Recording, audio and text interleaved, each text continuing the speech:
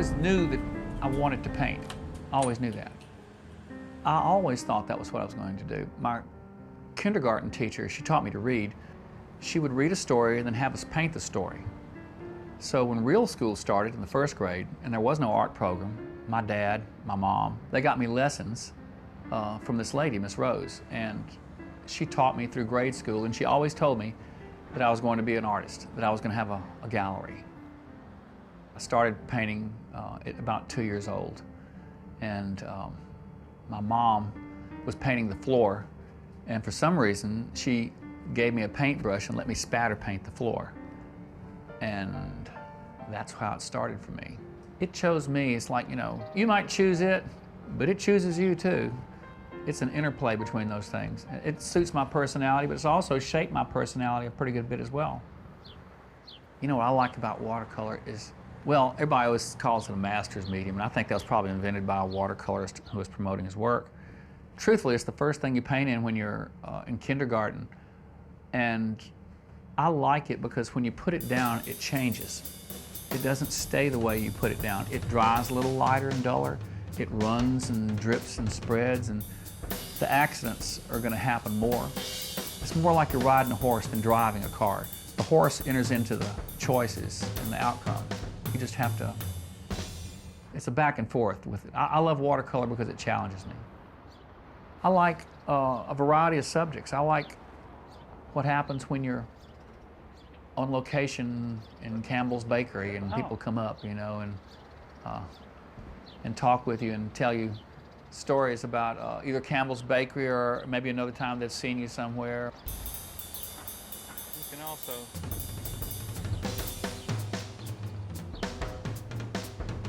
there's always a good story that happens that informs and fuels the painting. I could just about paint a UPS truck from memory because this happens a lot. Still today when I teach watercolor, I teach beginning, middle, and end. The process that goes on in your head when you're making a painting. And those are the three parts of a short story. Theme variation, tension restraint. To think in those terms was a lot more important than you know, throwing salt on a painting or scraping or those little tricky things that some people associate with painting. Here we go. Hop up. There we go. Hop on over. Here we go, buddy. Starts with a general idea, and then I drive to the general idea. Then I get around and I try to find something more specific. So it's really about the way it feels. I feel like this is what I ought to do, or that's what I ought to do. Sometimes it's stuff I've driven past for, you know, a long time, and then one day I want to paint it. So that's what I'm doing right now. I went to school here, so I've got a lot of history, but sometimes it's good to revisit your history. I wouldn't be painting but for Dr. Gore. I had not an apprenticeship, I had a work study with him, which was like an apprenticeship. Well, I recognized his drawing ability, the pencil, pen and ink, and brush drawing immediately in class. And I grabbed him and put him on the team, sort of. He never disappointed me. And somewhere around my sophomore year, Dr. Gore taught me the value of basics. I thought there was something more sophisticated out there. There was some sociological, you know, introspective something that I was supposed to inject into my painting that would give them value. I learned that the basics, drawing, color relationships, learning to see, those were the big deals, and they still are the big deals in my painting. And I got those underlined with Dr. Gore at MC. Anything he picked up from me, he immediately he grabbed the ball and ran with it. If I were to stand up here and ask you to tell you the value of football, you would think that's ridiculous, because why is this guy talking? We already know it's important, but the arts are just as important. Painting and drawing are a child's first expressive medium, because you can't adequately say how you feel when you're 5 years old.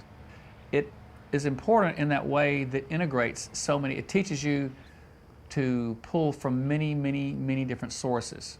It connects dots. It keeps education from being just an assimilation of a bunch of individual facts. It makes it It helps put the pieces together. The arts makes people think. You start putting your own dots together and figuring things out, and sometimes that's a scary thing to think. It challenges the status quo. Every day I go out and I paint, and I meet somebody almost every day who's never seen anybody paint or doesn't really have a very, I would say, solid idea of what painting is or the arts. And I get a chance to be that representative. It never occurred to me that I would have these kind of advantages. My goal, and really it's still in the back of my mind, my goal is just to keep painting. I didn't want to starve and I wanted to paint. It's ironic that I get to do cookbooks on that note, but a great irony. Robert St. John and I are working on our third cookbook, An Italian Pallet, and we spent a good bit of time in Italy. I was over there for 70 days. We had a good time. I think I produced some of the best work I've ever done. I felt good about it. This guy's name was Pasquale. He chain smoked the entire time and drank 2 bottles of wine, a couple of espressos. Anyway, this big woman came up and they didn't speak much English there, and I said, I am painting Pasquale. You know Pasquale? And you know, Pasquale, you know, and she rolled her arm up and had this really enormous tattoo that said Pasquale all up her arm. Anyway, that's Pasquale. He loved his work. Pisa. If I didn't paint this, they would think I did not go to Italy. So I painted Pisa. And I chose to kind of put this severe angle, you know, of Pisa against these very, very verticals of the cypresses, which are so representative of Italy.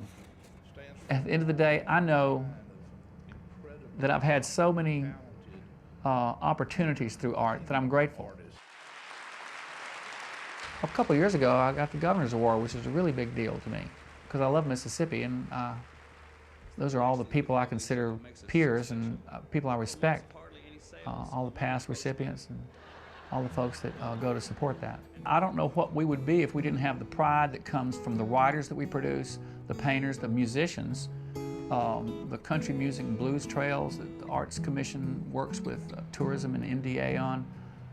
Those things give us a sense of pride, but they also tell the rest of the world that this is what we're about. And Mississippi is, you know, is not always popularly known for the most positive things, but really what tells what people are about are the way they feel. And that's a very difficult thing to describe, especially over a period of time. And the arts are also a document of the way that we feel. You can't say that so literally. The arts succeed in telling the story of who we are, not just what we are.